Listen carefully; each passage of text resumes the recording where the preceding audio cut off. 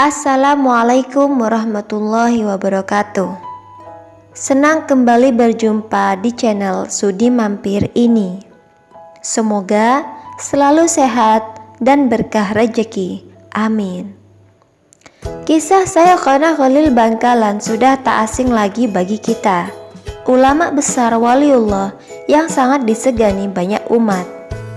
Dengan berbagai karomah yang sulit dijangkau oleh nalar akal. Banyak kisah sudah membahas tentang beberapa karomah Sayyidina Khalil Bangkalan. Namun, di sini saya tak akan membahas tentang ribuan karomah dan keajaiban yang Sayyidina miliki.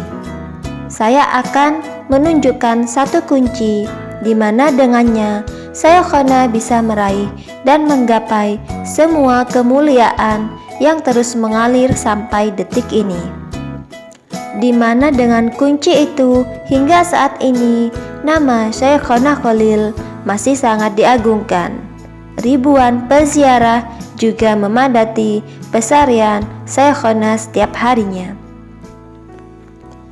Kunci kemuliaan itu adalah adab.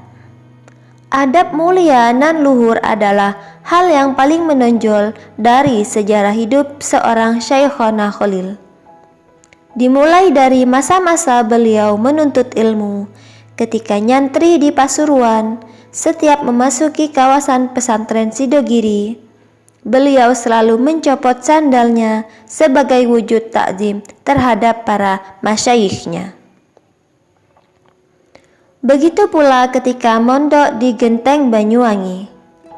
Sayyidina berkhidmat penuh kepada sang guru, Kiai Haji Abdul Basir. Beliau mengisi bak mandi, mencuci pakaian, mencuci piring, dan memasak untuk sang kiai. Beliau juga bekerja sebagai pemetik buah kelapa dengan upah 3 sen setiap 80 pohon. Dan yang lebih menakjubkan, Sayyidina sama sekali tidak memakai sepeser pun dari hasil jerih payahnya itu. Semua uang penghasilannya beliau persembahkan untuk gurunya. Untuk makanan sehari-harinya, Sayyidina lebih memilih untuk memungut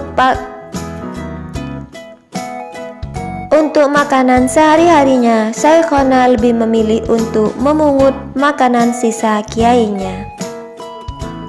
Hamba sahaya dan semua yang ia miliki adalah milik dari tuannya.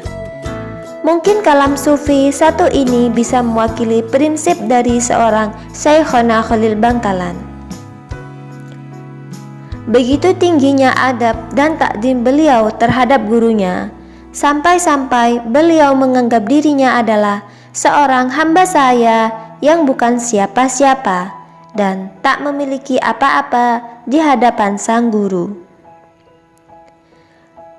Pun ketika Sayyidina menuntut ilmu di Makkah, ketika berguru kepada Syekh Muhammad Ar-Rahbini yang merupakan seorang tunanetra, setiap malam Sayyidina sengaja tidur di depan musola sang guru dengan harapan beliau akan menginjaknya ketika memasuki pintu musola.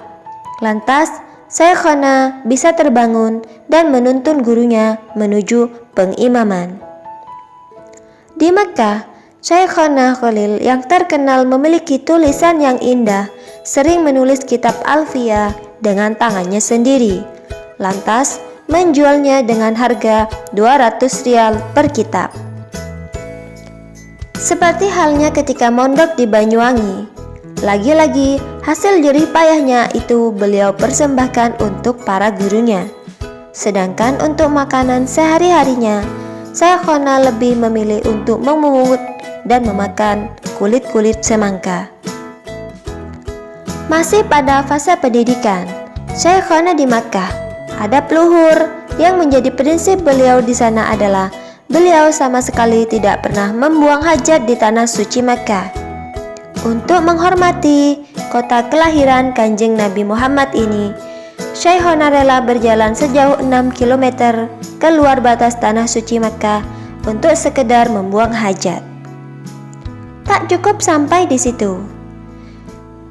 Ketika sudah menjadi seorang kiai besar yang disegani di mana-mana, kala itu beliau pernah menaiki sebuah dokar.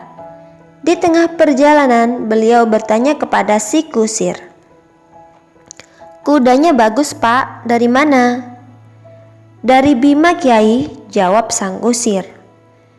Mendengar nama itu, beliau teringat akan seorang gurunya di Makkah yang berasal dari Bima. Beliau ingat bahwa gurunya itu mempunyai ratusan ekor kuda. Beliau lantas menyuruh kusir berhenti. Syekhona lekas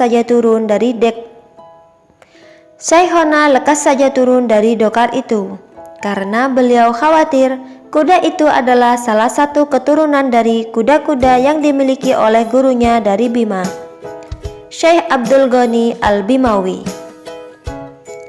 Dalam menghormati ilmu dan ulama, Syekhona selalu total dan tak pernah tanggung-tanggung.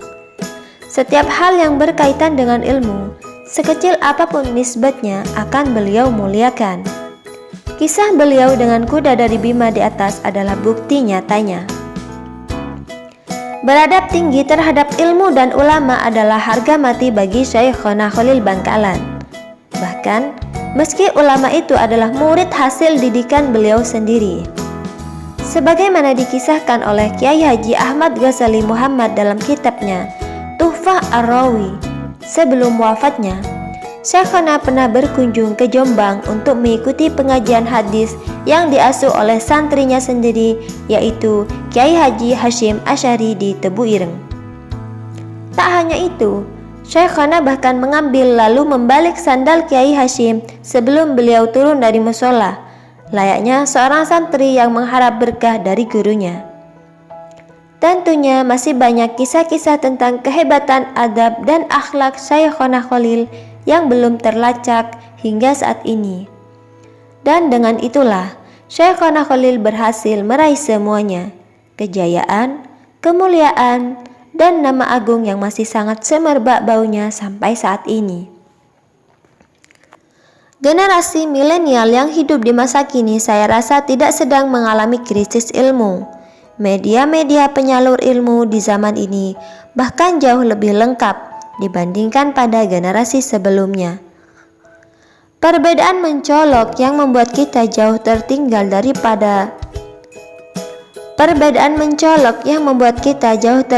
dari para salaf kita terdahulu adalah kemerosotan adab dan akhlak yang makin menjamur pada generasi kita saat ini. Tentunya faktor utama adalah kurangnya pengetahuan akan sosok-sosok agung yang layak untuk dijadikan panutan.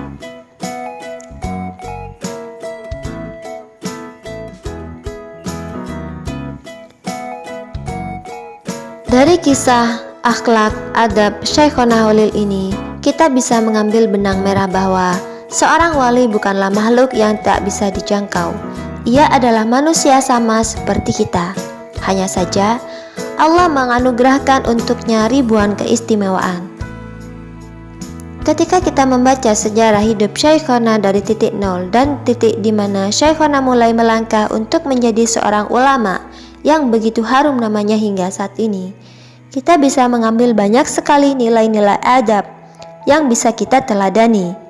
Dengan mengamalkan adab-adab luhur itu dalam kehidupan kita, meski mungkin sangat mustahil bagi kita makhluk seperti kita untuk menjangkau derajat seperti Syekhona, mudah-mudahan kelak kita bisa diakui sebagai santri beliau, yaitu bil ittiba, dan dikumpulkan bersama beliau kelak bersama para anbiya dan aulia. Serupailah mereka jika engkau tidak bisa sama persis seperti mereka. Sesungguhnya menyerupai orang-orang mulia adalah kunci keberuntungan. Terima kasih.